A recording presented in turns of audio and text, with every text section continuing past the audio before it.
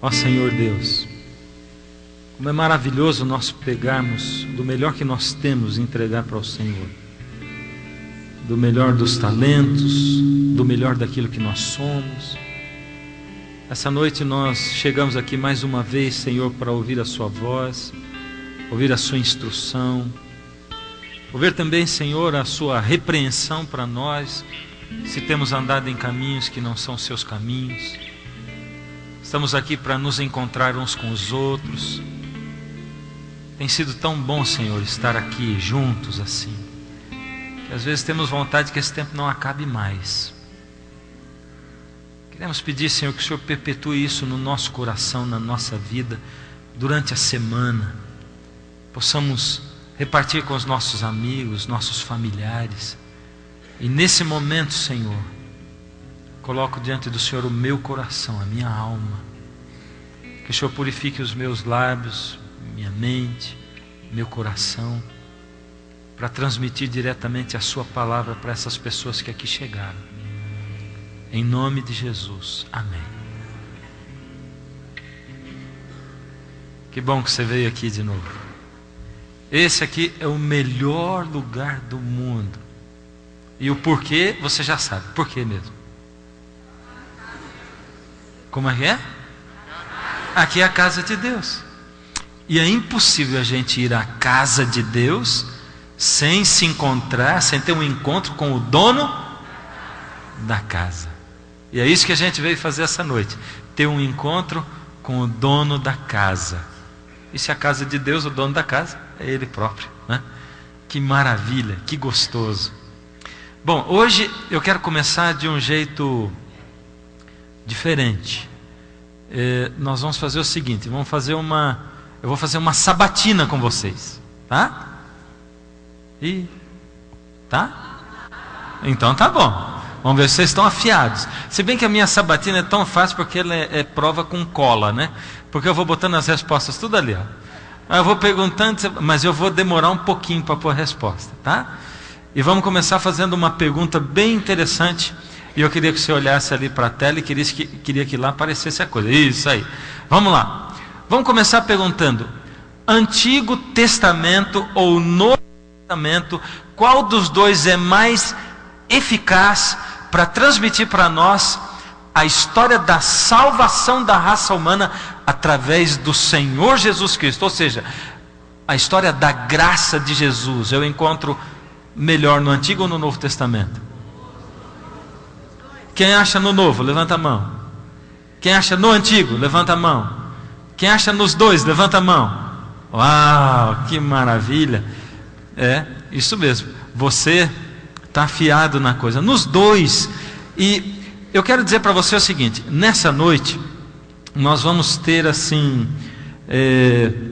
vai ser uma das últimas vezes, ou a última vez onde eu vou falar diretamente da história do santuário de Israel, no sentido dele histórico, como a gente está vendo essas noites todas. Vocês me desculpem, mas essa caixa está me incomodando e eu vou ter que tirar daqui. Isso, pronto, agora eu fico mais livre. Senão eu fico aqui, eu até não consigo nem pensar direito, que eu gosto de ficar andando para lá e para cá. Vocês já perceberam, né? Bom, onde eu estava mesmo? Antigo, Novo Testamento, o santuário. Bom, então é a última noite onde eu vou falar diretamente assim sobre esse momento histórico do santuário. Por isso nós vamos fazer essa sabatina. E você veio para cá para assistir uma série que chama O Clamor da Meia-Noite. E de Clamor da Meia-Noite até agora você não falou nada. É ou não é? E você fala: peraí, esse camarada está me enganando. Mas você já viu no seu folder que tem aí uma noite que tem um título assim: afinal, o que é o clamor da meia-noite? Não é? Então ali pelo menos você já sabe, brigadão, ali pelo menos você já sabe que nós vamos enfocar diretamente. E você vai ver, como eu tenho dito, Bíblia, conhecimento bíblico, é que nem conhecimento de ciência, de matemática. Ninguém aprende a dividir como a primeira conta, né, quando chega para aprender matemática. Primeiro tem que aprender a somar, multiplicar, tem que aprender um monte de coisa para chegar a aprender a dividir, não é verdade? E aqui também é a mesma coisa. Para a gente chegar no clamor da meia-noite, e você vai ver que de hoje para o próximo programa. Domingo que vem a gente vai dar um salto gigantesco e de repente tudo aquilo que a gente tem estudado vai virar do avesso, e a sua cabeça e a sua alma vai virar do avesso, e você vai começar a ver um outro significado dentro de tudo que a gente já estudou até agora, porque a Bíblia é assim, ela é fantástica, maravilhosa, e conforme a gente vai mergulhando no conhecimento dela, Deus vai inundando a mente, o coração, a alma, e a gente vai transbordando assim de alegria, de júbilo, e ela deixa a gente eletrizado. É um negócio maravilhoso. Então, continuando aqui nas nossas perguntas e respostas. Por que Jesus teve que morrer? Por que Jesus teve que morrer? Para nos salvar. E essa é uma pergunta que eu fazia desde quando eu era menino, né? Mas eu via as pessoas falando de Jesus na igreja, e alguns pregadores falando da cruz e chorando, se emocionando, e eu ficava pensando, mas eu não pedi para ninguém morrer no meu lugar. E por que morrer no meu lugar? Por que eu tinha que morrer? Né? Jesus morreu para quê? Por que ele morreu? Na verdade, ele morreu para pagar o preço por mim. O preço do quê? O preço do pecado. E qual era o preço do pecado? Qual era a consequência do pecado? E nós já vimos esse texto que está ficando já conhecido, nós estamos quase decorando, Romanos 6:23. Porque o salário do pecado, a recompensa para o pecado, o preço do pecado é a morte. Mas em contrapartida a isso, o dom gratuito de Deus é a vida eterna, que eu só consigo, o único caminho é o Senhor Jesus. É a vida eterna em Cristo Jesus, nosso Senhor. O salário do pecado era a morte. E aí você pode dizer assim, peraí, mas eu não pequei. Quem pecou foi o Adão. Ele que pecou. E por que Jesus tem que morrer no meu lugar? Era melhor ele ter morrido no lugar do Adão? Acontece que a Bíblia também diz lá em 1 João 3,4, porque todos pecaram e destituídos estão da glória de Deus. Quantos pecaram? Todos pecaram. Como todos pecaram? Um dia, um grupo de judeus que simpatizaram com Jesus estavam conversando com ele. E você deve estar pensando aí, principalmente se você está vindo pela primeira vez hoje, né? Mas como todos pecaram? Eu não pequei, quem escolheu foi Adão. Aliás, quando eu era menino eu pensava isso 1 milhão de vezes. Mas se o Adão pecou, por que eu tenho que pagar o preço do pecado? Ele pecou, né? Ele foi quem escolheu, eu não escolhi nada. Já passou na sua cabeça que se você estivesse no lugar do Adão, você não teria escolhido o que ele escolheu? Já passou? Já? Eu vou dizer, se já passou, você deve ser uma pessoa muito firme, né?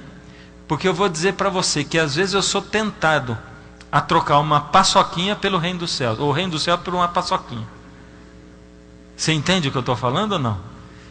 Se a salvação dependesse de eu comer ou não comer essa paçoquinha, talvez o reino dos céus estaria em perigo naquele momento. Porque assim, a vontade de comer doce, ela é tão grande, que às vezes eu começo até a me descabelar. Você diz, mas não é por isso que está caindo atrás, não é de eu puxar não, sabe? Eu até evito olhar para a tela assim, ó, só rapidinho. Então eu digo assim, tá vendo lá assim, só eu tenho que ver onde está a câmera, né? Mas não tem câmera para todo lado, não tem jeito. Mas assim, um grupo de judeus que simpatizava com o Senhor Jesus, esse grupo de judeus conversando com Jesus, e o Senhor Jesus disse para eles: vocês deviam conhecer a verdade, e conhecereis a verdade, e a verdade vos libertará. Vocês não querem ser livres? E ele disse, não, nós já somos livres. Essa é uma das maiores dificuldades do mundo. Essa é uma das maiores dificuldades que o Senhor Deus encontra de entrar na sua vida, porque Deus só entra na sua vida com a sua permissão. Ele não arromba portas. Deus não arromba portas. Se você permitir, Ele entra. É por isso que Jesus se apresenta lá em Apocalipse, no capítulo 3. Eis que estou à porta e bato. Se alguém ouvir a minha voz e abrir a porta, Jesus fica do lado de fora, batendo, tentando entrar no seu coração. Essa porta, muitos pregadores têm dito, é uma porta que tem maçaneta de um lado só para o lado de dentro. É você quem vai deixar o Senhor Jesus entrar ou não. Ele dá liberdade. Por isso, uma das maiores dificuldades para Deus, para o Senhor Jesus, é, em primeiro lugar, convencer você de que você é pecador. Se aqui a gente estivesse numa reunião dos alcoólicos anônimos, o culto teria começado diferente hoje. Eu estaria aqui no meio e eu diria: boa noite, meu nome é Fernando, eu sou um alcoólatra e não bebo há 10 anos. É interessante isso. Eu sou um alcoólatra e não bebo há 10 anos? Ué, mas se você não bebe há 10 anos, você não é alcoólatra? Ou é? O alcoólatra sabe que ele é alcoólatra. E no momento que ele achar que ele não é, ele vai beber. Ele vai parar de vigiar. Enquanto o alcoólatra que deixou de beber, ele sabe que ele é alcoólatra, o pecador acha que não é pecador. O primeiro grande passo para a recuperação de um alcoólatra é convencê-lo de que ele é alcoólatra. Porque ele fala isso agora que ele está recuperado ou se recuperando, mas no início ele dizia que não. Eu posso parar a hora que eu quero. E eu sei que essa é a situação de muitos, não é? Muitos que entram no mundo das drogas, não é? E quando a gente vai conversar com alguém, como eu já fui algumas vezes, a última vez um garoto de 19 anos, que tinha tido uma overdose, e ele disse: pastor, eu comecei fumando maconha, porque me disseram que não viciava, e depois quando eu fumava maconha, alguém me diz assim: se a gente cheirar cocaína só uma vez ou 2 por mês, não vicia. E o que aconteceu comigo foi que eu comprei ultimamente, já faz algum tempo que eu sou usuário, eu comprei maconha para 1 mês, e cheirei tudo num dia só. E por isso é que ele teve essa overdose, quase morreu, parada cardíaca, foi parar no hospital. É porque ele acha que pode parar a qualquer momento. O alcoólatra acha que ele pode parar a qualquer momento. O fumante, ele acha que pode parar a qualquer momento, até o momento que ele tenta parar. E aí ele não consegue. E ele começa a ficar desesperado.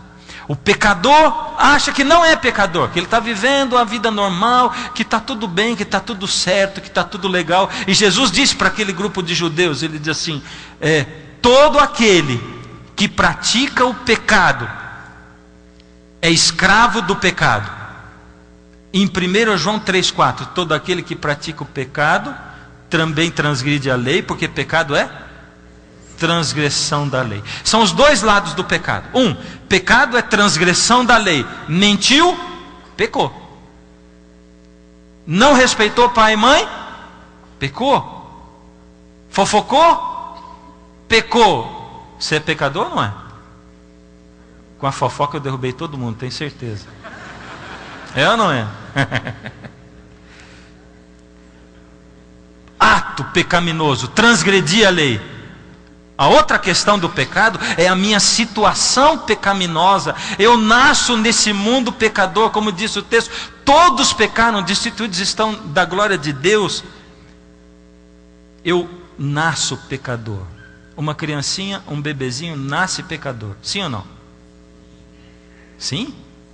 Mas não é inocente? Mas é um pecadorzinho. Vou te falar. Pega 2 criancinhas de 1 ano, mal eles estão sentando, põe um de frente para o outro assim, no chão. Põe um brinquedinho só no meio. Um só. E se possível, põe a mãozinha dos 2 junto no brinquedo, para eles segurarem. E aí você vai ver o que vai acontecer. Eles vão lutar, eles vão brigar. E quando o brinquedinho sair na mão de um só, os 2 vão chorar. Quem ficou com o brinquedo, quem ficou sem. Porque eles vão estar numa adrenalina tão grande, e eles vão chorar, porque eles brigaram por alguma coisa, não é? Nós somos assim, nós gostamos do que não presta. A gente gosta do que não presta em tudo. Você gosta do que é bom ou do que não presta? Quem gosta do que é bom, levanta a mão. Agora você até ficou em dúvida para levantar, né? Quem gosta de sorvete, levanta a mão. Oh, maravilha. Sorvete faz bem para a saúde? Não? Ué, então você não gosta que é bom coisa nenhuma, né? Porque você diz que gosta de sorvete e diz que o sorvete faz mal, você não gosta do que é bom? Esse é que é o negócio. A gente acha que que é bom, o que não é bom. E é em tudo assim. Na comida é assim. Se eu falar aqui, por exemplo, de um pavê de chocolate, uma torta floresta negra, uma torta alemã, uma cenoura crua. Olha, você vê que eu não falei nada, eu só fui dando a sequência. A cenoura você deu até risada, de tanto que você não gosta da cenoura crua. Mas de tudo que eu falei, o que é que faz bem para a saúde? A bendita da cenoura. O resto, tudo faz mal, não é? Mas a gente gosta do que não presta, a gente acostumou a gostar do açúcar, né? Se tem colesterol, se tem fritura, se faz mal, é isso que eu gosto. Mas não é só disso, a gente gosta das coisas que não prestam em tudo. E, por exemplo, vamos voltar no assunto do pecadorzinho, bebezinho. Sabe aquele bebezinho, ele é sério. Você já tentou de todo tipo de brincadeira para convencer ele a dar risada, mas ele não dá risada de jeito nenhum. Né? Você já usou todos, eu vou te ensinar um jeito de fazer, ele vai rir. Sem dúvida, tiro e queda. Então, ele está no colinho do papai, você chega pertinho dele, pega o bracinho dele é molinho, você chacoalha assim, a mão vai fazer assim, você dá com a mãozinha dele na sua testa, faz pá, e finge que cai. A primeira coisa que ele vai fazer é assim. Você pega de novo, pega o bracinho de novo, chacoalha, dessa vez vai estar mais molinho ainda, ele gostou da história já. Chacoalhou, bate na sua testa de novo, pá, e finge que cai. Dessa vez ele vai dar uma gargalhada, vai rir. Terceira vez você não faz nada, você só para do lado dele, e ele mesmo vai dar-lhe uma topada na testa, pá, para ver você cair. É por isso que a gente gosta de videocassetada, por quê?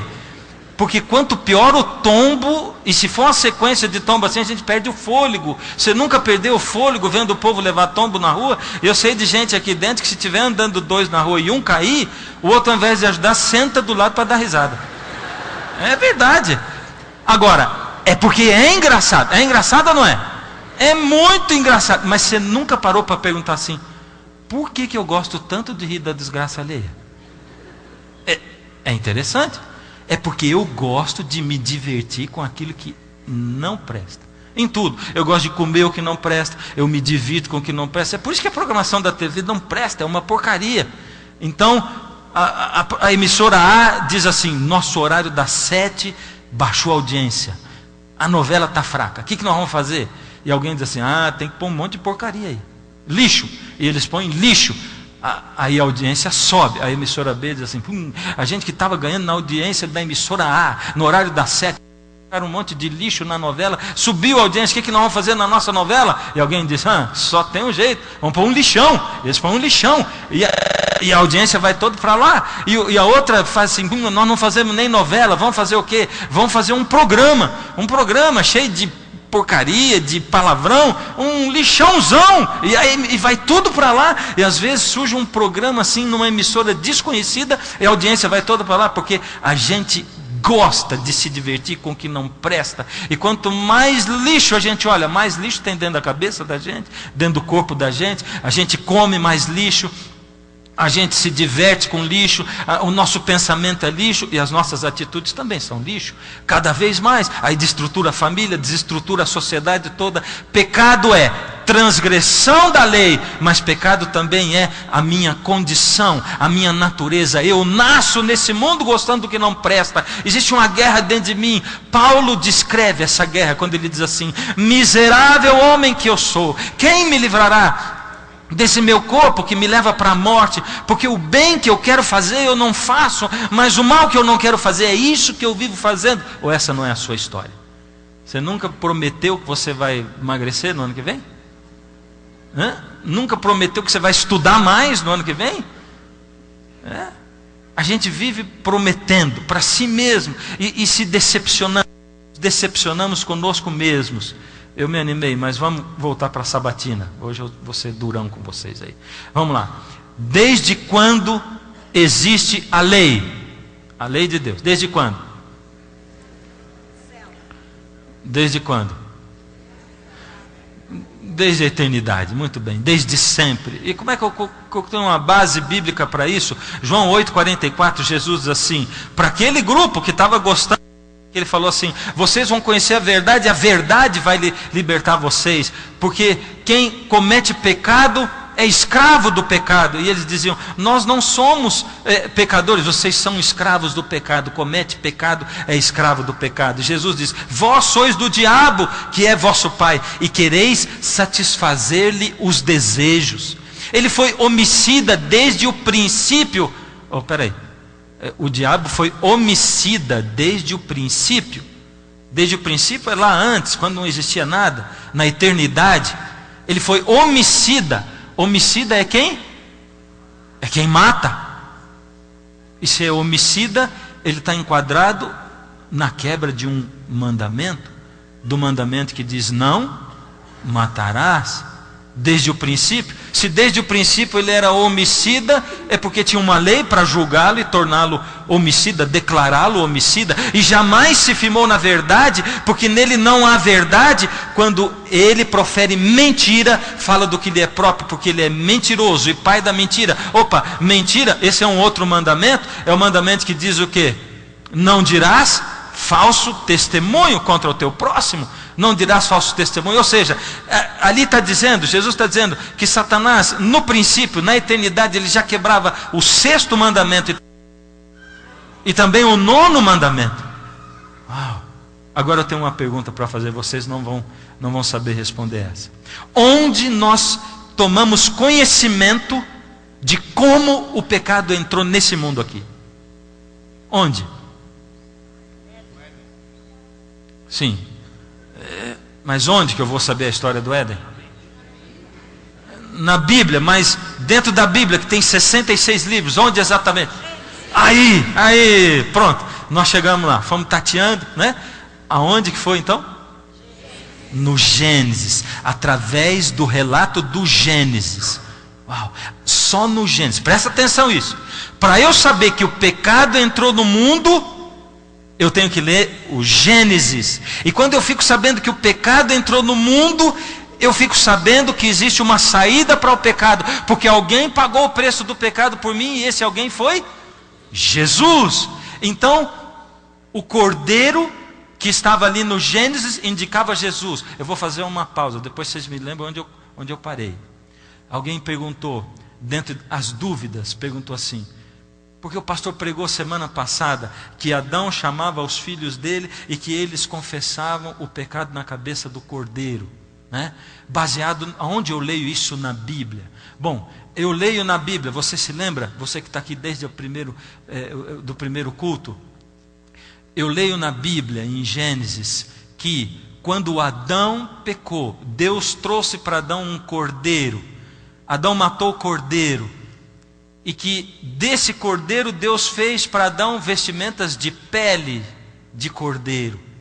Esse cordeiro indicava que Jesus viria e morreria. E Deus ensinou Adão dali por diante. Tanto que a gente vai começar a ver na Bíblia Abraão fazendo isso. Abraão construía altares, ele matava o cordeiro. A gente vê antes de Abraão Noé. Noé saiu da arca e a primeira coisa que Noé fez foi construir um altar para sacrificar ali o cordeiro. Esses eram os pregadores do Antigo Testamento, os evangelistas do Antigo Testamento. Eles apontavam para Cristo que viria e morreria, e eles diziam: você é salvo pela graça de Cristo. Então a gente tem todo esse embasamento. Quando a gente lê Levítico 1, onde Deus mandou construir o santuário para restaurar, para resgatar a história do cordeiro, a história da salvação. Deus disse lá em Levítico 1, nós vamos ler Levítico 1 hoje.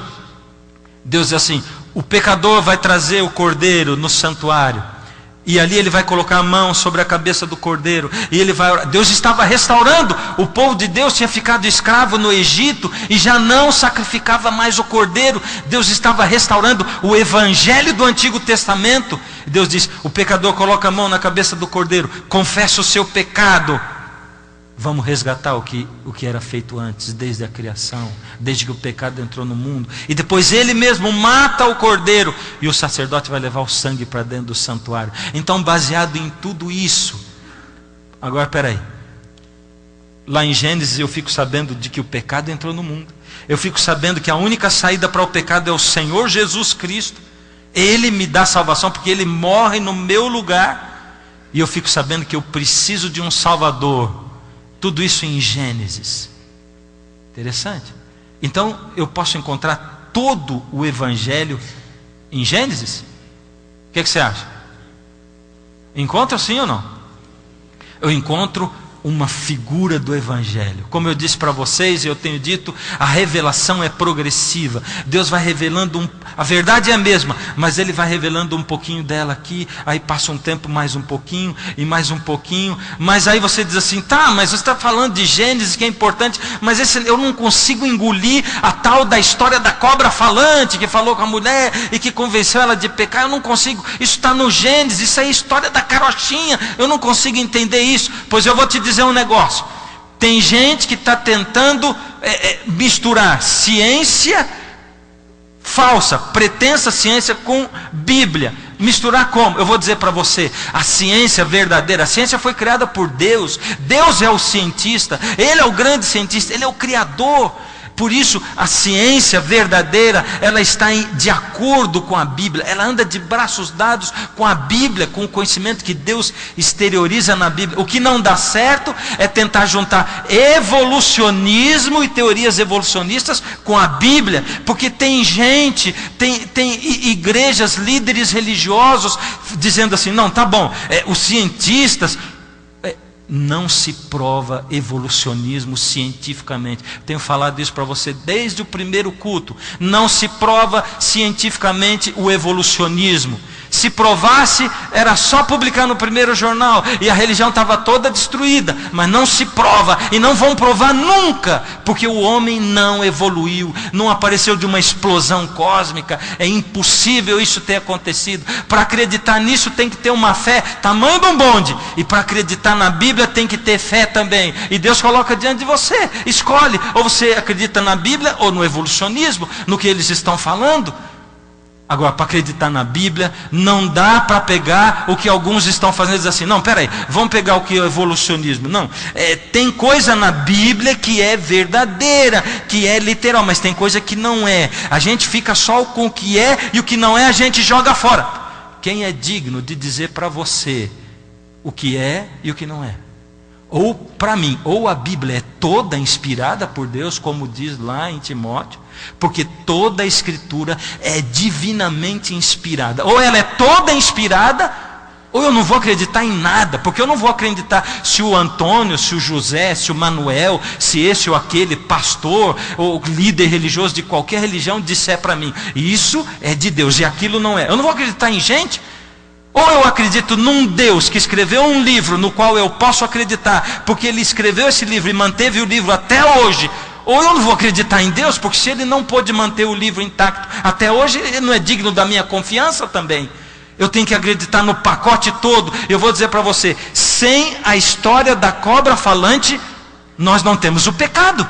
Porque foi Satanás que usou a serpente para enganar Adão e para fazer ele decidir contra Deus. Então, sem essa história, que as pessoas andam dizendo que é a história da carochinha, não existe pecado também. E se não existe pecado, eu não preciso de um Salvador.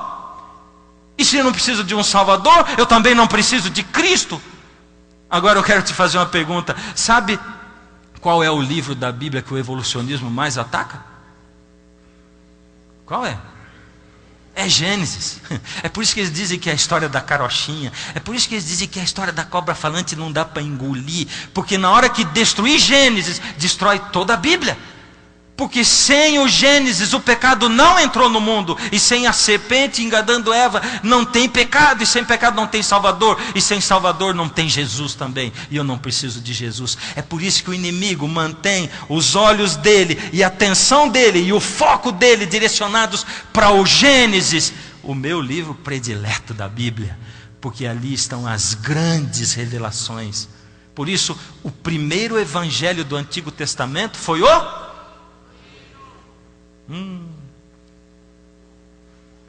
Agora até esqueci o que eu ia falar depois. E estava lá escrito, hein? Vamos perguntar. O segundo... Vamos pensar o seguinte. Só que o Cordeiro, ele foi uma revelação parcial da salvação. Um pedacinho só. Lembra o que eu acabei de falar? A revelação é progressiva, né? Vocês estão maravilhosos. O segundo evangelho do Antigo Testamento foi o que mesmo? Gente, vocês sabem tudo. O segundo evangelho do Antigo Testamento foi o santuário. Por quê? Deus pegou a história do Cordeiro que viria para morrer, Jesus, o Cordeiro de Deus que tira o pecado do mundo, e Ele ampliou. Deus ampliou a história, e com a chegada do santuário, o povo que viveu aqui entendeu a história da salvação completamente. Aí o pecador chegava no santuário para fazer o seu sacrifício diário. Presta atenção agora. Quando você, que vive hoje nessa época, mas vamos fazer de conta que você viveu na época do deserto, e do povo de Israel acabando de sair do Egito e peregrinando pelo deserto, foi ali que Deus deu o santuário para Moisés e disse: faz o santuário para mim. Se você tivesse pecado, você traria o seu cordeirinho até o santuário e teria um encontro com o sacerdote. O sacerdote que vestia essa roupa aqui, ela foi feita muito parecida com a roupa do sacerdote. E havia muitos sacerdotes naquela época que trabalhavam no santuário. Você traria o sacerdote ia instruir você, ia dizer assim: você agora confessa os seus pecados na cabeça do cordeiro. Colocava a mão, transferia para a cabeça do cordeiro os pecados. Você mesmo era instruído por ele a matar o cordeiro, e o sacerdote aparava o sangue com uma vasilha. Ele pegava aquela vasilha com sangue e levava para dentro do santuário. Nosso sacerdote estava lutando para não dar risada, vocês perceberam?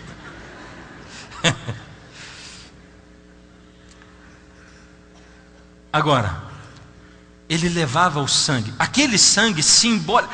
Deus, Ele gosta de detalhes. Você já percebeu isso? Deus gosta de ilustrações. Por isso Jesus contou tantas parábolas quando Ele andou aqui. Ele gosta de ilustrar a coisa. Aquele sangue continha o pecado do pecador. Mas o pecador não podia levar o sangue para dentro do santuário. Por quê? Porque lá dentro estava manifesta a glória de Deus. E os pecados nossos fazem separação entre nós e o nosso Deus. Por isso, o homem precisava de alguém que intercedesse por ele. O sacerdote levava uma vida santificada, separada. Ele foi escolhido por Deus para fazer esse serviço lá no santuário, interceder entre Deus e o homem. E ele levava o sangue para dentro do santuário. Dê uma olhada comigo. A gente pegou e colocou o santuário de lado. Lembra o que tinha lá no pátio do santuário? O primeiro móvel era o que mesmo? O altar do sacrifício. O altar do sacrifício. O segundo móvel era a pia. Então, o que sobrava do animal era colocado no altar, era queimado. O sacerdote pegava o sangue contendo o pecado, passava pela pia, se purificava, e ele entrava lá dentro do santuário. Ele entrava no lugar santo. Lembra? O que nós estamos vendo aqui é uma coisa chamada sacrifício diário, porque isso acontecia todo dia, porque todo dia tinha alguém do povo de Israel que tinha pecado e que trazia o seu sacrifício, e o sacerdote fazia esse trabalho de interceder. O sacerdote tinha levado para dentro o sangue contendo o pecado do povo, do pecador. Enquanto isso, o pecador ficava do lado de fora orando. E quando ele chegava ali no lugar santo, tinha 3 móveis lá. Um móvel era a mesa com os pães da proposição. Eram 12 pães. Você lembra que nós estudamos aqui? Do outro lado tinha o quê? Um castiçal com 7 lâmpadas, né? E ali na frente, entre o véu, na frente do véu que separa o lugar santíssimo do lugar santo, tinha um altar de incenso. Lembra disso? E lembra o que tudo isso significa? O cordeiro significa, ele representa quem? Jesus. E aquela água que estava na pia representa quem? Jesus, a água da vida. E quando entra lá no lugar santo, aqueles pães representam quem? Jesus, o pão da vida. Ele diz: eu sou o pão da vida. E aquele castiçal com 7 lâmpadas significa o quê? Jesus que diz: eu sou a luz do mundo. E aquele altar de incenso com a fumaça subindo, ele apontava para quem? Para Jesus, que intercede por aqueles que oram, porque o incenso subindo representava a oração do pecador do lado de fora. Tudo aponta para Jesus, mas Jesus era o cordeiro também. E o sacerdote representava quem? Jesus de novo. É só Jesus de fora a fora. Jesus estava presente em todo o santuário. Por isso a gente não pode dizer que o homem é salvo no Novo Testamento pela graça e no Antigo Testamento pela lei. Nunca o homem foi salvo pela lei, nunca. Mas nem no Antigo e nem no Novo Testamento, em lugar nenhum. Nós somos salvos pela graça de Cristo. O santuário todo, a Bíblia toda exala Jesus. Jesus é o centro da Bíblia. Ele está no centro da Bíblia. E Deus apontava Jesus através do serviço diário do santuário. Só que quando o sacerdote chegava ali no lugar santo, no sacrifício diário, ele pegava um pouco daquele sangue e ele chegava no véu que separava o santo do santíssimo, e ele aspergia, ele borrifava aquele sangue no véu. Presta atenção, todo dia ele ia e borrifava o sangue carregado de pecados no véu que separava o lugar santo do santíssimo. Todo dia ele borrifava. E aquele véu que separava o lugar santo do santíssimo, carregado de quê?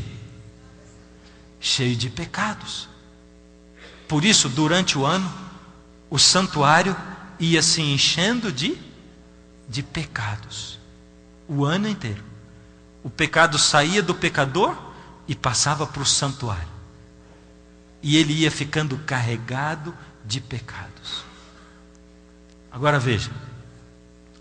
Esse era o sacrifício diário. E no sacrifício diário, o pecado ficava registrado. Esse sangue era acumulado no santuário durante um ano. Um ano inteiro. E quando chegava no fim do ano, num dia estabelecido por Deus, acontecia uma coisa diferente, uma cerimônia. Durante todo aquele ano, a culpa do pecador tinha sido transferida para o santuário. Deus tinha aceito um substituto para o pecador, porque quem tinha que morrer era o pecador, mas Deus aceitou o substituto, e agora uma vez por ano tinha o dia da purificação do santuário. Era o dia do perdão, o dia da purificação do santuário. Esse dia era um dia diferente. Não era um dia de faxina, porque alguém pode pensar, a purificação do santuário era como? O sacerdote ia lá com um balde, um esfregão, uma escovinha, tirava o véu para lavar. Não era assim. Não era uma faxina de limpeza.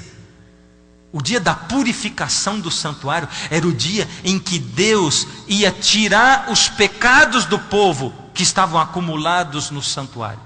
Você está entendendo o que eu estou falando? Presta atenção. É muita informação? É nada, eu sei inteligente, você sabe tudo, tirou 10 na sabatina que eu acabei de fazer. Como é que funcionava? Olha o que diz a Bíblia. Uma vez ao ano Arão fará expiação sobre os chifres do altar, porque no altar tinha nas pontas, em cada ponta um chifre, né? Então fará expiação sobre os chifres do altar com o sangue da oferta pelo pecado. Uma vez ao ano fará expiação sobre ele pelas vossas gerações. Santíssimo é ao Senhor. Uma vez por ano, quem deveria fazer essa purificação era Arão. Arão era o quê? Arão não era sacerdote. Arão era sumo sacerdote. Uau! Apareceu uma outra figura. Ele não estava aqui até agora. Até agora a gente tinha o cordeiro e o sacerdote. Agora aparece quem? O sumo sacerdote. Está aí o sumo sacerdote. Eu não podia deixar de trazer para vocês o sumo sacerdote. A roupa dele era idêntica a essa. Arão, no dia da expiação, ele vestia essa roupa.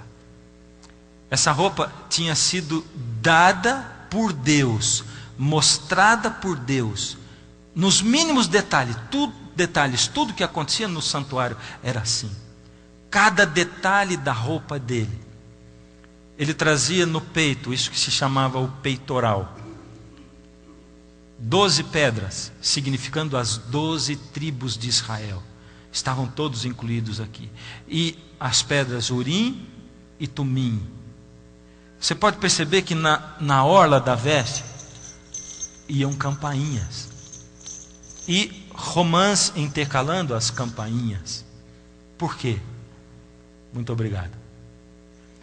Quando o sumo sacerdote entrava no santuário, no dia da expiação, que era o dia do julgamento, uma vez por ano, quando ele entrasse lá, ele ia se deparar com a glória da presença de Deus.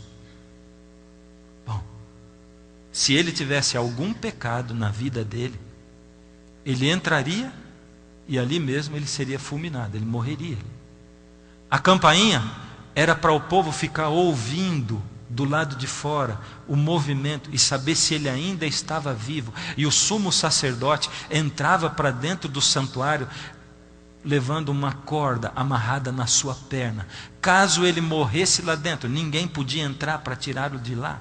Ele tinha que ser puxado para o lado de fora. A Bíblia não registra nenhum evento onde isso tenha acontecido. Por quê? Agora você vai saber o porquê.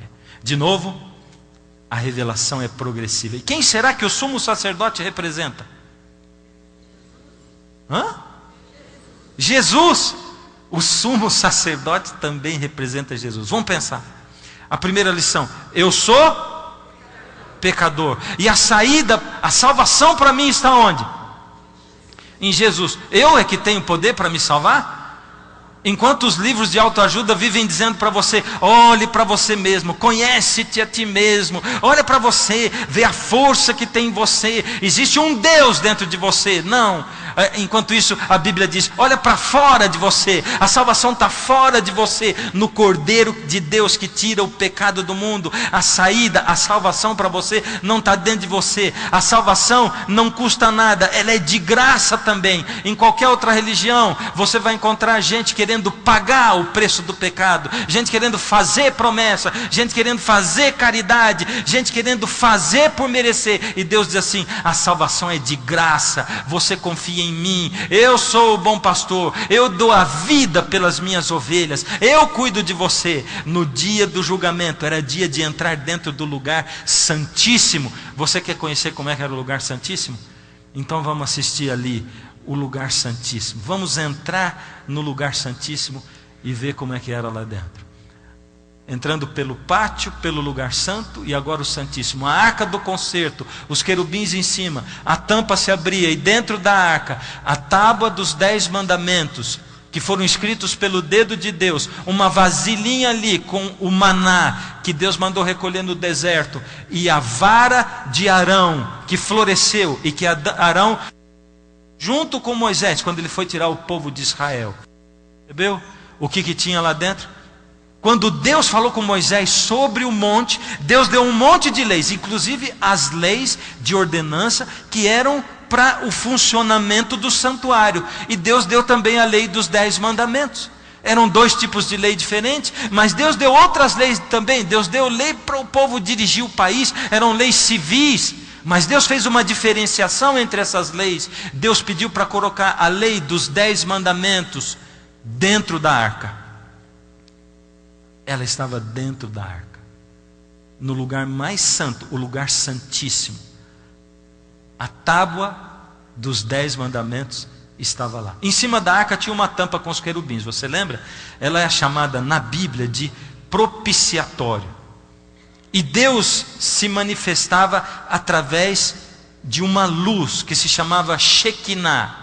Não tinha arandela, não tinha castiçal, não tinha combustível para queimar. Mas para você ter uma ideia, está ali a arca do concerto, os 2 querubins, e Deus diz: eu vou me manifestar entre os querubins, sobre a tampa da arca. A luz que vai aparecer ali é a luz física da minha presença.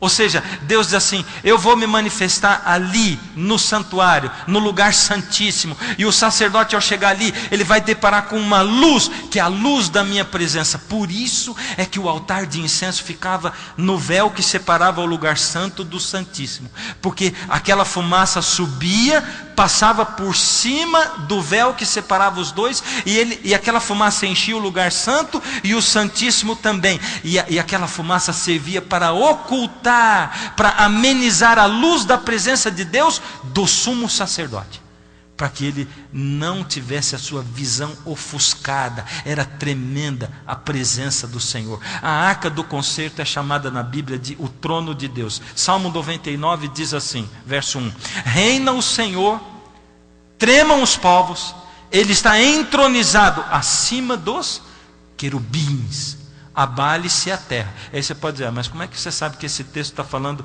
dos querubins da arca? Porque os querubins são anjos, né? Mas eu quero convidar você para abrir a sua Bíblia. Você sabe que eu não coloco todos os textos ali, que é para a gente poder ter um contato aqui com a palavra de Deus. Chegou a hora da gente abrir a Bíblia em 2 Samuel capítulo 6, verso 2. Abre a sua Bíblia, 2 Samuel 6, 2. Está mais ou menos ali no começo da sua Bíblia, né? 2 Samuel, capítulo 6, verso 2. Eu estou dando um tempinho para você achar, para que a gente possa ler junto.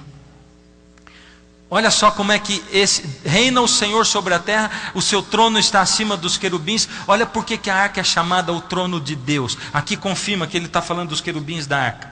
Verso 2: dispôs-se e com todo o povo que tinha consigo, partiu para Baalá de Judá, para levarem de lá para cima a arca de Deus, sobre a qual se invoca o nome do Senhor dos exércitos, que se assenta acima dos querubins.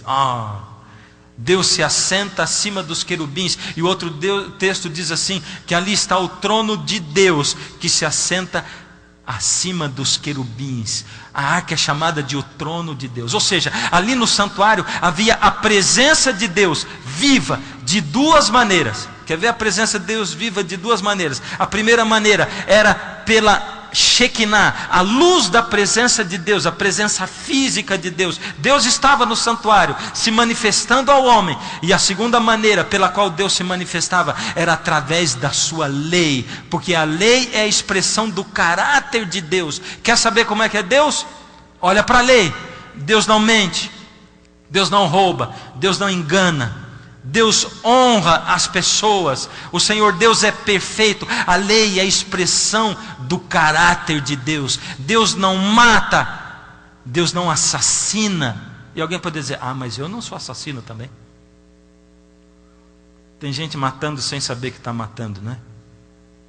Como eu tenho encontrado gente que mata sem saber que está matando e não percebe. Tão cego, distraído com as coisas desse mundo. Mata, mas não sabe que está matando. Se você descobrisse de repente, hoje, que você tem uma doença fulminante, e o médico chegasse para você, um médico daqueles com os quais a gente sonha. Às vezes eu fico pensando: será que os médicos sabem o que os pacientes sonham a respeito do médico? Eles gostariam de um médico gentil, atencioso. Eles gostariam de um médico que dissesse a verdade, mas com carinho. Não como às vezes eles dizem hoje, né? Aquele negócio: não tem jeito, o senhor tem câncer mesmo e vai morrer daqui 3 meses, né?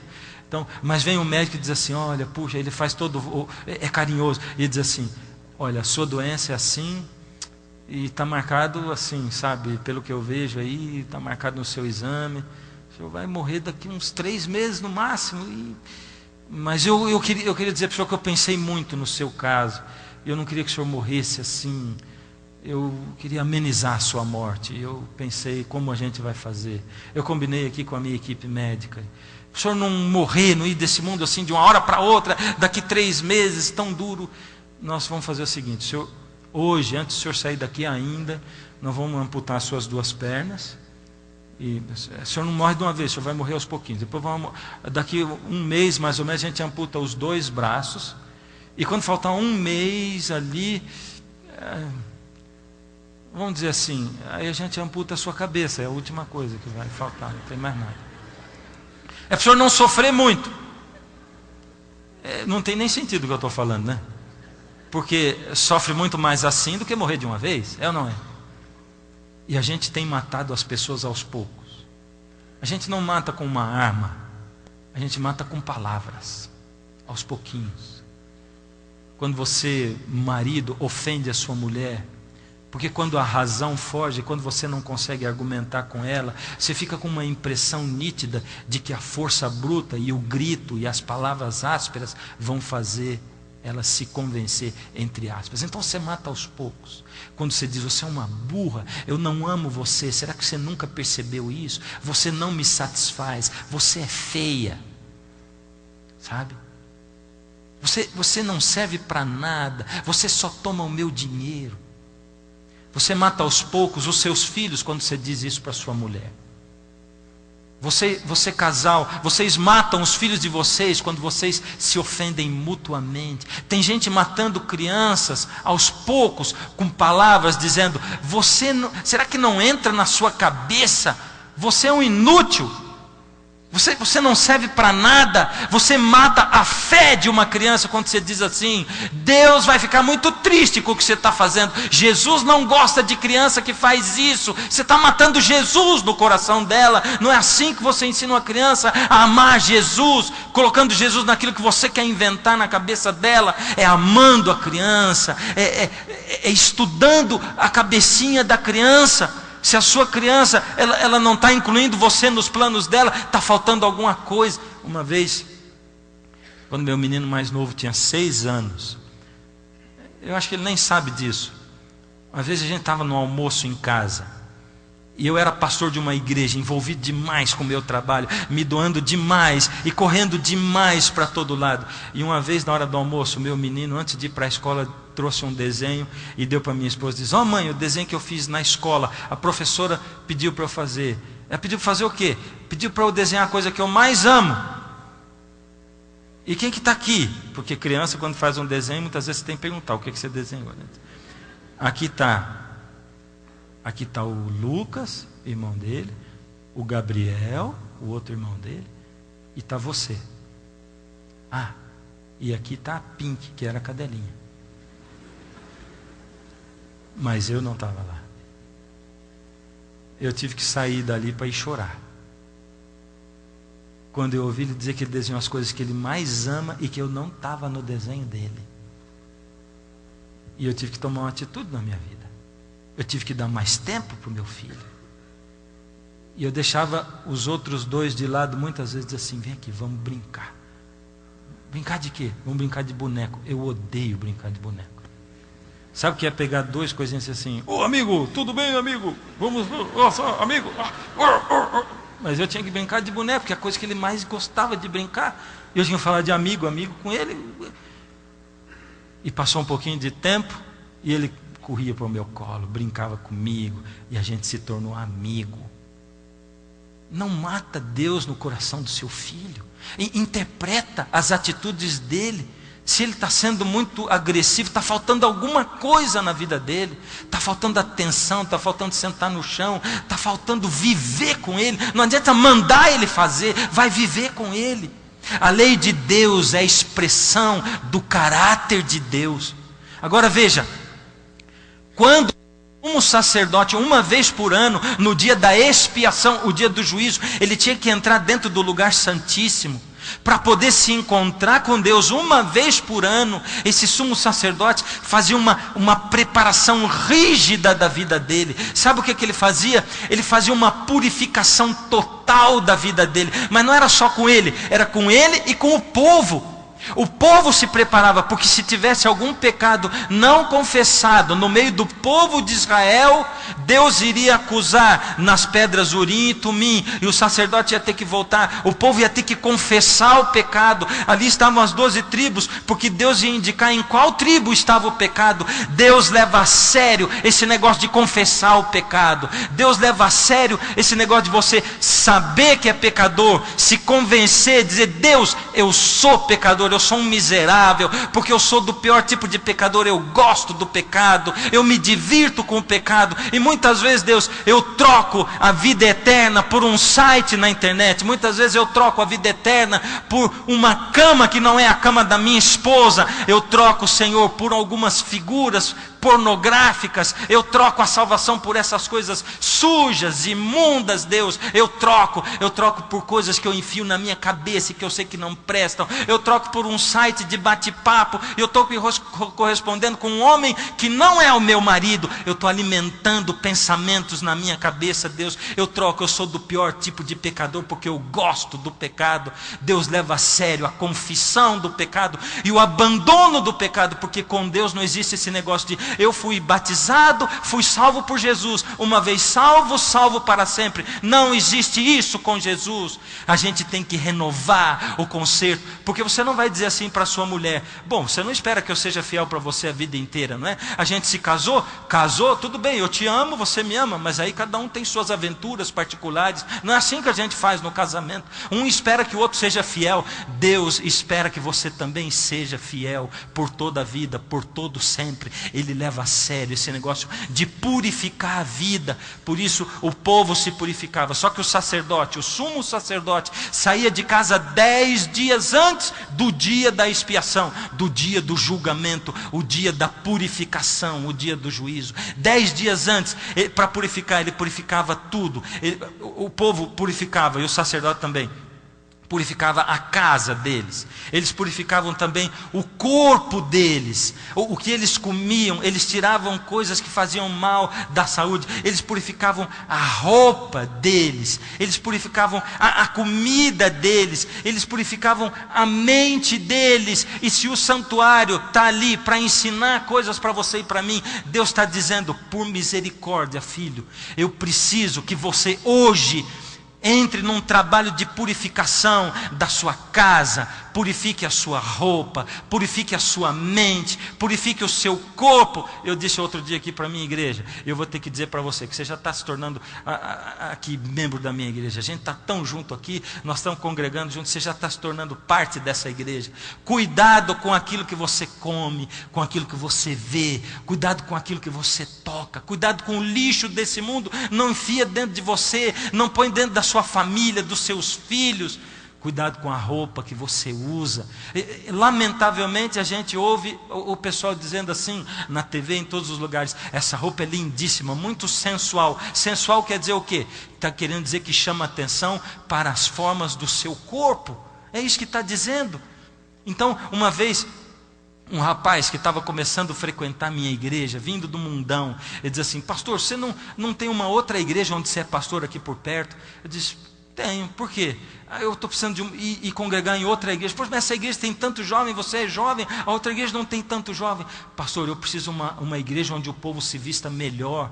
Mas você acha que o povo não se veste bem? Pastor, eu não estou falando se vestir bem de roupa bonita. Eu estou falando, pastor, pastor, você sabe, eu estou vindo do mundão, a minha cabeça é podre, a minha mente é podre.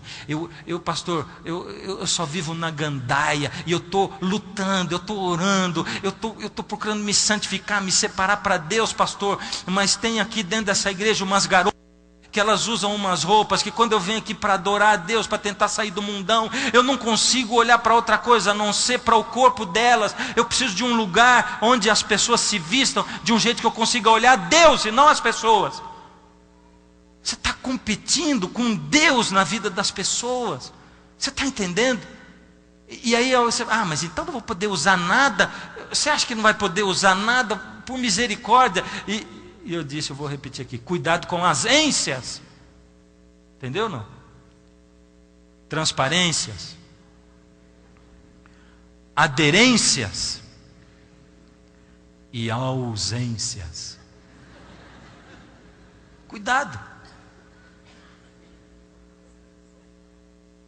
Um sapato foi feito para proteger o pé, para você não pisar. Também foi feito para ser última moda, lindíssimo, né? Para as mulheres. Mas para proteger o pé. Se ele for só lindíssimo, última moda, mas ele não tiver sola, e você tiver que pisar no chão, você não vai querer, ou vai querer. Vai ter que tomar muito cuidado para não pisar na sujeira que tem no meio da rua, né? A roupa foi feita para cobrir a nudez. Se ela mostrar, ela perdeu o objetivo também. É um sapato que faz pisar no chão. A roupa é para cobrir, não é para mostrar. As pessoas dizem, o que é bonito tem que ser mostrado. Você vai atrás do que todo mundo pensa. Eu não sou todo mundo. Deus está chamando você para santificação. E a santificação, ela é uma estrada íngreme. Presta atenção. Um dia Deus, pessoal do som, eu vou descer aqui. Um dia Deus pegou você aqui no mundo e na vida do pecado. Lá em cima está a santificação. Lá em cima, no braço daquela cruz. A perfeição espiritual. Jesus pegou você daqui e diz, eu vou levar você para lá. Ele encontrou você perdido no pecado. Ele diz, eu vou levar você para a santificação. E é uma subida, é um subidão. A gente começa... E ele diz, eu vou subir a escada com você. E vai. Puxa, é difícil subir a escada, e vai. E ele está te ajudando. Você não tem força. Você olha e diz, puxa, eu achava que eu nunca ia conseguir chegar dali aqui. E você está feliz da vida. Você continua subindo e subindo. Ainda é vida de pecado. O que separa a vida de pecado da vida com Jesus é esse último degrau. Quando você sobe aqui, aqui começa a vida com Jesus. Você teve que sair de lá até aqui só para encontrar a vida com Jesus. Aqui esse degrau separa. Aqui é o que não presta, o que é errado. Aqui é o que é certo. Aqui é o que é errado e aqui é o que é certo. Tem gente que gosta desse degrau e fica aqui. Vem, batiza na igreja e não sai desse degrau. Jesus está chamando, está dizendo, vem, vou santificar você. Mas ele diz, não, peraí, eu vou ficar aqui. Senhor, a preocupação dele não é assim, Senhor, quão mais próximo eu posso estar do Senhor, para que eu seja parecido contigo. Não, a preocupação é, Senhor, quão longe eu posso estar do Senhor, sem que eu esteja longe demais. Aqui está bom, Senhor? Será que eu posso aqui? E tem gente que fica perguntando, escuta, posso usar roupa desse comprimento ou não posso? Eu posso me divertir indo a tal lugar ou não posso?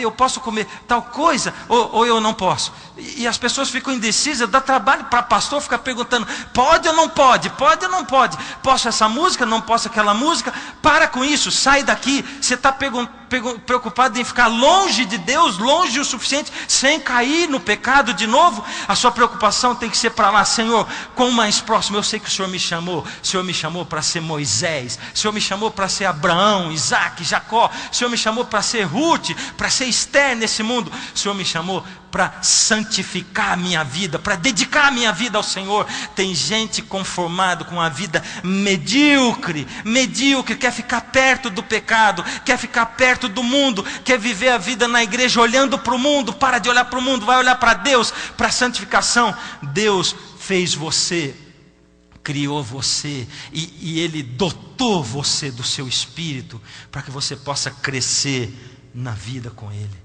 na santificação. E eu tenho 2 textos que eu quero ler com você. São os 2 últimos textos. 1 Pedro. Esse negócio de pregar gasta caloria, por isso que eu gosto. A gente cansa, anda muito, sobe escada e desce escada, vai mantendo a forma. Capítulo 1, do verso 13 em diante, e diz assim, não vou poder esperar muito. Por isso, cingindo o vosso entendimento, sede sóbrios, e esperai inteiramente na graça que vos está sendo trazida na revelação de Jesus Cristo.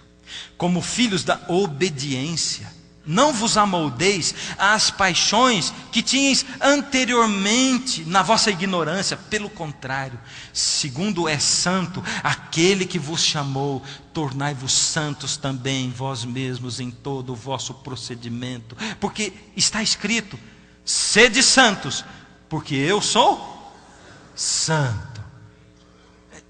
Será que a santificação é um requisito, é um pré-requisito de Deus para que eu possa ser salvo? Vê comigo Hebreus, e esse é o último texto, Hebreus capítulo 12, Hebreus 12, verso 14. Esse verso é tremendo, por isso que eu gosto da palavra de Deus. Olha que coisa tremenda. Segui a paz com todos e a santificação, sem a qual ninguém verá o Senhor. Meu Deus, Deus está dizendo para você, olha para o santuário, para a santificação que acontecia, o preparo que havia era o preparo para o julgamento. Quando o sumo sacerdote entrasse na presença de Deus, Deus estaria julgando os pecados que foram confessados pelo povo. O povo estaria sendo julgado. Então veja só, no nosso santuário, ali no pátio, ali o altar do sacrifício, depois a pia, logo depois lá dentro do lugar santo, a mesa com os pães, o castiçal e depois o altar de incenso. E lá dentro do santuário, a arca do concerto.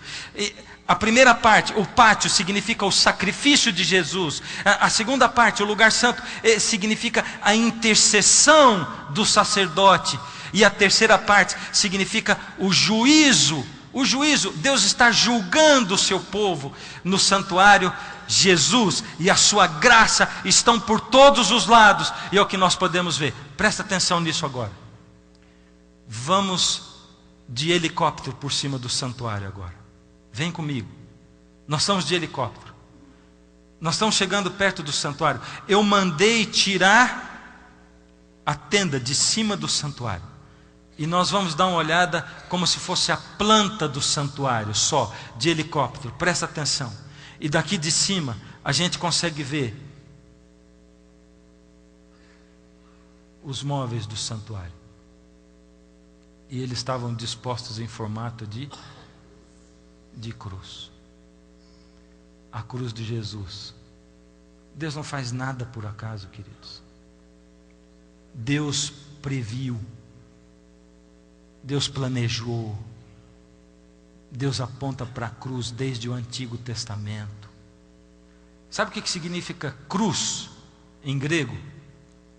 Ou como é a palavra, a cruz? A palavra cruz na língua grega, ela é stauros. Stauros, cada letra dessa em grego, ela tem um valor numérico. Cada letrinha dessa. Por exemplo, o S, ele equivale a 0. O T equivale a 6. O A, 1. O U, 400. O R, 100. O O, 70. O S, 200. Você somou quanto dá tudo isso? 777, que quer dizer eterna perfeição. Essa é a palavra cruz em grego, stauros. Deus não faz nada por acaso. O Senhor Deus planejou a sua salvação e a minha. O Senhor Deus planejou o dia em que você ia pisar os pés a primeira vez nessa igreja. O Senhor Jesus, Ele planejou como Ele ia tocar no seu coração, porque Ele já tentou chegar em você 1 milhão de vezes, mas Ele não consegue. Você não dá abertura, Ele continua do lado de fora batendo na porta do seu coração. O Senhor Jesus planejou como melhorar a qualidade da sua família, como poder falar com você, porque não tem ninguém que pode falar com você. Você não ouve ninguém. Um monte de gente já tentou te alertar, mas você não ouve. Ele quer chegar no seu coração e na sua alma. Mas Ele está chegando aos poucos, à medida em que você se expõe à luz da presença do Senhor Jesus. Por isso o Senhor Jesus trouxe você aqui. Mas Ele trouxe mais alguém nessa noite. Talvez você nunca tenha visto uma entrega de verdade para Jesus.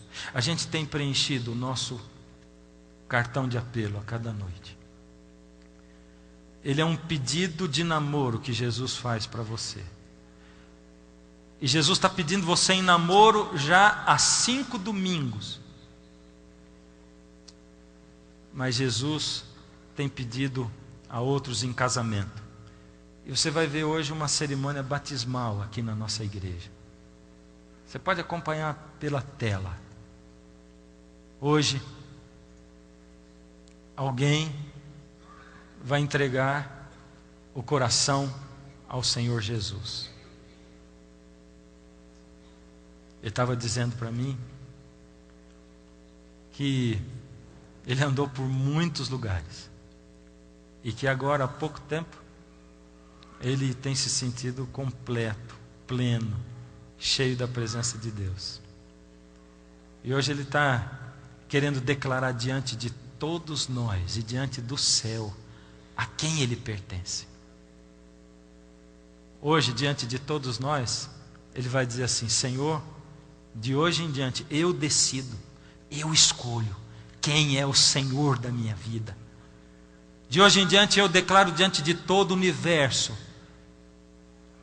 potestades, principados, poderes espirituais do bem e do mal, eu declaro que eu escolho pertencer ao Senhor Jesus e a ninguém mais.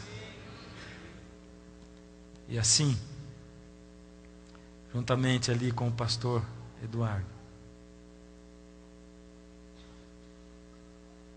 para a sua entrega total ao Senhor Jesus, aceitando como seu Salvador, como seu Senhor, para a remissão dos seus pecados e uma completa e nova vida em Jesus, como ministros do Evangelho, seguindo a ordem do Mestre, batizamos em nome do Pai, do Filho e do Espírito Santo.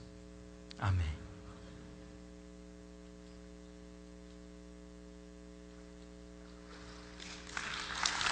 Amém.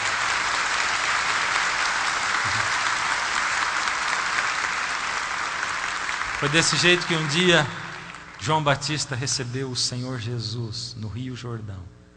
Como diz a Bíblia, num lugar onde tinha muita água, água suficiente. Baptizo, mergulhar, submergir é o que diz a palavra, é o que significa a palavra.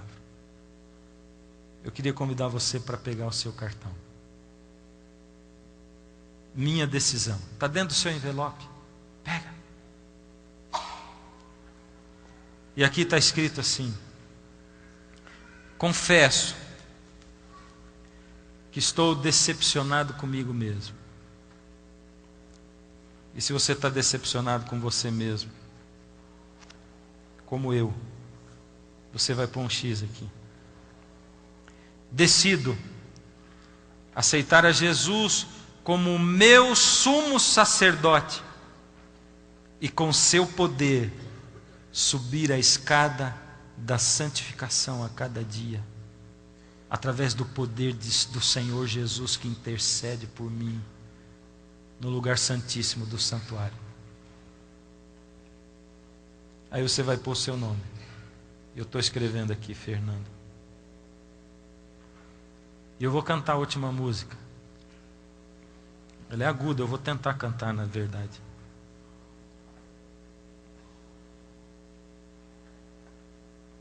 Enquanto eu canto, nós vamos pegar o nosso cartão e vamos colocar dentro dessas urnas aqui, das torres. Você tem que fazer isso publicamente. Você tem que dizer: Senhor, eu estou fazendo isso aqui não porque eu tenho poder em mim, mas é porque eu quero receber o seu poder em mim para fazer isso. E você que está aí por cima, vai ter gente recolhendo. Passa para os cantos e vai ter gente recolhendo o seu cartão. A música vai tocar agora. Deus vai tocar o seu coração. O Espírito vai passar por aí. E você vai dizer sim para Jesus.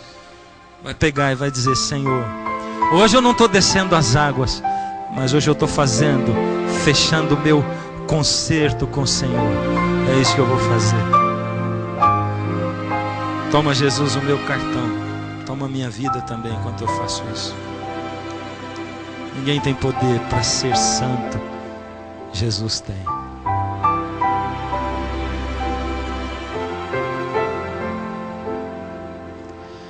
O Deus que eu conheço é poderoso, não se limita ao tempo ou lugar.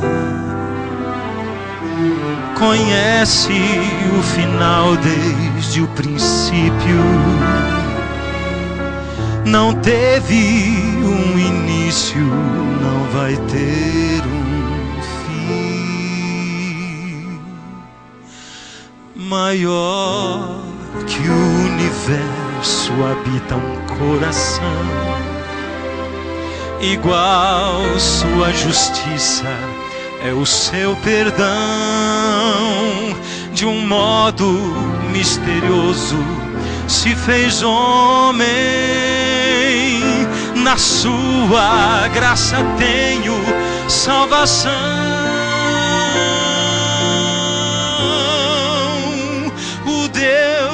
Que eu conheço, deixa a coroa e vem em busca do perdido. Não se intimida ante a dor e o sacrifício. Abre seus braços para salvar a quem quiser.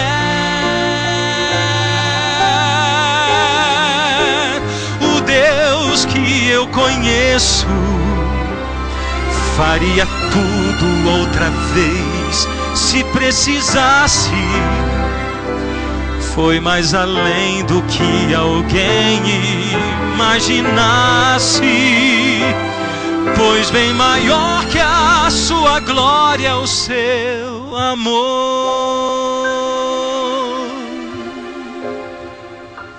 Se Jesus está chamando ainda e você não veio, vem. Pega, é só pegar o cartãozinho para você deixar Deus agir na sua vida. Você dá autorização para Ele. O Deus que eu conheço é diferente. Vai fundo quando o assunto é salvação.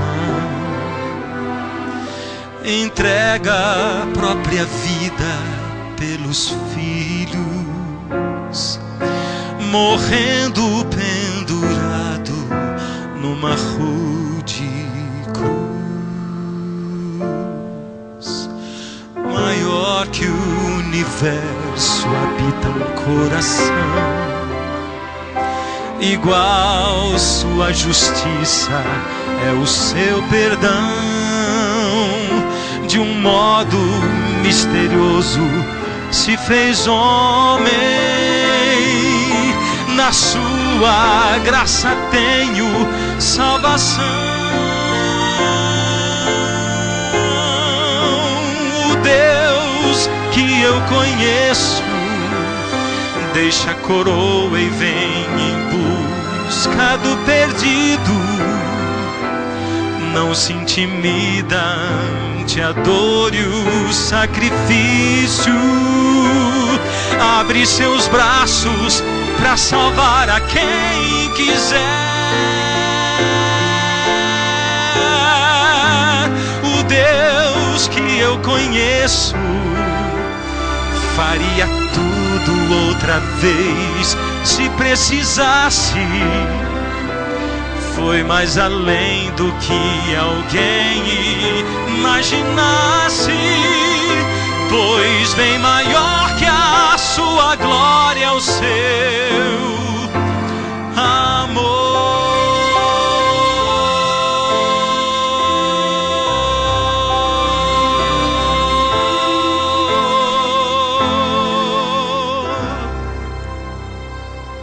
Esse é o Deus que eu conheço. É o Deus que você conhece também? Quem sabe você precisa conhecer esse Deus, se aproximar dele, ele está aí.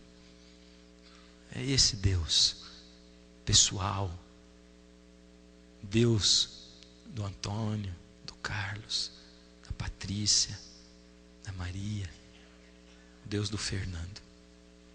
Seu Deus, meu Deus, é o nosso Deus. Se nós simplesmente demos para Ele a permissão para que Ele toque a nossa vida. Fecha os olhos. Deus amado, ó Senhor Deus Todo-Poderoso, Deus grandioso, maravilhoso, Criador dos céus e da terra, mantenedor de tudo isso, o projetista do plano da salvação, aquele que escolheu morrer por nós mesmo antes de criar o mundo, o Cordeiro morto desde a fundação do mundo. Ó Senhor, hoje, junto com esta congregação, com essa igreja que aqui está, eu venho falando, Senhor, em nosso nome, no nome deles e no meu nome. Ó Senhor, toma conta e toma posse da minha vida. Toma conta e toma posse dos meus pensamentos, das minhas vontades. Toma conta e toma posse, Senhor, da minha casa, do meu lar. de tudo que é meu, Senhor. Ó Senhor, toma conta da minha vontade para que eu possa querer cada vez mais me aproximar do Senhor. Supre as minhas limitações. Ó Senhor, me batiza com seu Espírito e renova as minhas esperanças e as minhas forças para que eu caminhe na direção da sua cruz e da santificação. Porque santificação é eu me separar das coisas para estar dedicado ao Senhor. Eu peço tudo isso, Senhor, em meu nome e em nome desses meus amigos que aqui estão. E eu peço, confiado nos méritos do sangue do Senhor Jesus, no nome dele. Amém.